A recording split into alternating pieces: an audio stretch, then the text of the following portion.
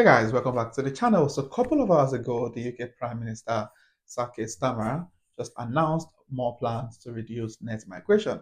And the focus of the Labour government is to reduce companies' over-reliance on foreign workers.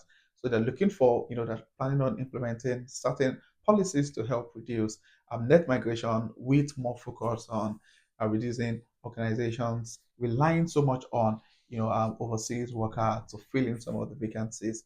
And of course, now there's been a lot of concern raised by this most recent announcement.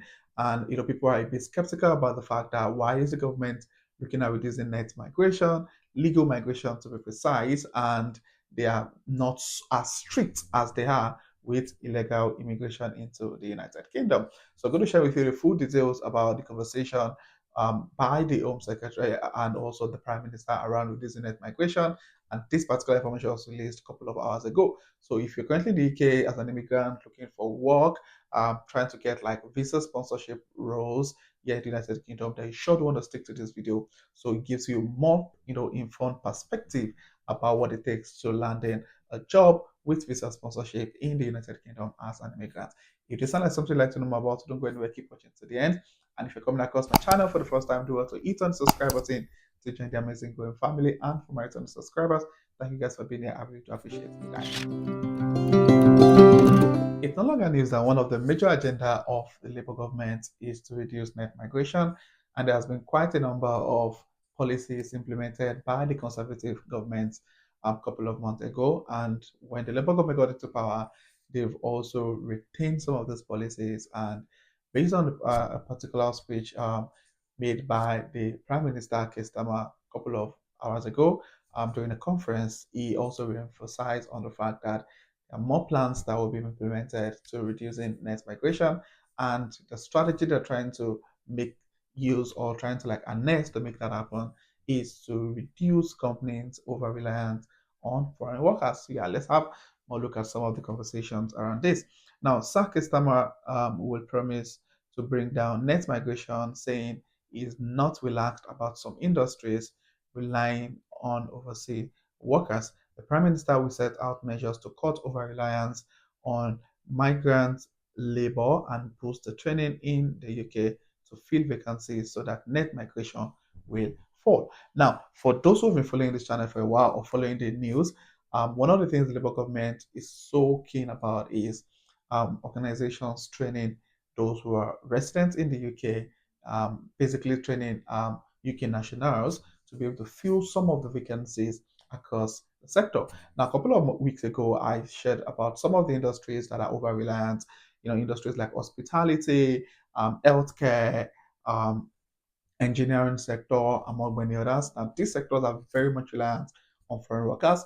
And the plan now basically is to find a way to restrict some of these organizations and ensuring that they first prioritize UK nationals before they start looking at getting, labor from the, developing countries.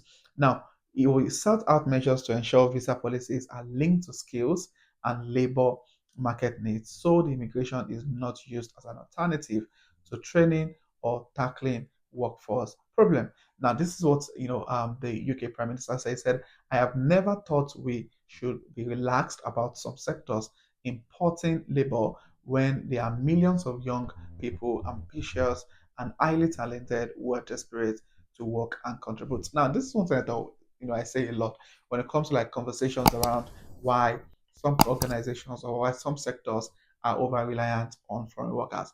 Now, the sincere truth is that it's less expensive, more cost efficient, and even less stressful for organizations to employ UK national for obvious reasons. If a company is employing, a foreigner, for example, an overseas worker, there's a whole lot of delay in the recruitment process. It takes longer time between giving them the offer and them starting on the road. So it takes longer time for recruitment. It's more expensive for the organization, especially if they need to like sponsor the individual, applying for the work visa, paying the visa fee, IHS fee, among many other things. So it takes longer time for recruitment. It's more costly to like recruit people from the overseas, and a whole lot of other things. Even when the individual move in, there are a lot of challenge about housing. It's just more expensive for the organization to employ overseas workers to take up some roles. So the fact that many of these job opportunities are out there, but the UK nationals are not applying. So there's absolutely nothing these organizations can do. They can't just take offer letter to individual houses because they want to employ those who are already in the United Kingdom. And I think one thing I'll probably just share my thought around is that I think it makes more sense for many of these organizations to try and recruit those who are the residents in the United Kingdom. I think it's a bit less expensive because if I'm already in the UK, I'm a resident here, it's easier for me to like take up a job, apply for sponsorship, and just start working compared to having people from the overseas. But yeah, that's one of the things I'm looking at doing. Now, under the plan set out by the Prime Minister, the Migration Advisory Committee will proactively highlight key sectors where labor market failures have led to soaring overseas recruitment and providing an annual assessment to ministers.